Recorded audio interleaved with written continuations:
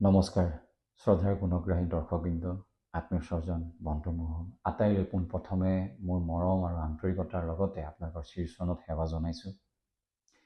বিগত 14টা বছৰে আপোনালোকৰ লগত প্ৰত্যক্ষভাৱেই হওক পৰোক্ষভাৱেই হওক সদায় যোগাযোগত আছিলোঁ। আপোনালোকৰ ভাল লগা, আপোনালোকৰ বেয়া লগা, আপোনালোকৰ খং আৰু আপোনালোকৰ অভিমান আটাইবিলাক কথা আন্তৰিকতাই গ্ৰহণ কৰিছিলোঁ। যোৱাকালি কোনোবা দুৰ্বৃত্তই নয়ন নীলিম যিখন ব্লু টিক মাৰ্ক পেজখন হেক কৰিলে, সেই গতিকে আপোনালোকক জনালোঁ। বিগত 2টা মাহ ছ'চিয়েল মিডিয়াৰ পৰা মই বিৰত হৈ আছিলোঁ নতুন ছবিৰ কামৰ পৰিকল্পনাত হেতুকে। সেয়েহে আপোনালোকো সাৱধান হওক।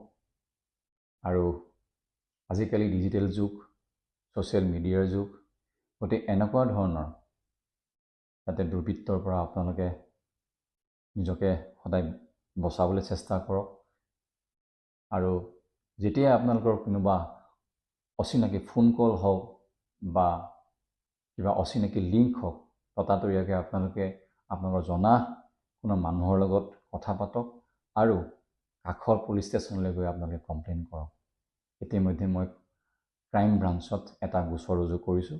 তেখেতসকলে সময় লৈছে আৰু আশা কৰিছোঁ যাতে আপোনালোকৰ লগত সেই আমাৰ আন্তৰিকতা, সেই মৰম, সেই অভিমান, সেই খংবিলাক আকৌ যেন প্ৰত্যক্ষভাৱে হওক বা পৰোক্ষভাৱে হওক আমি যাতে যোগাযোগত থাকিব পাৰোঁ।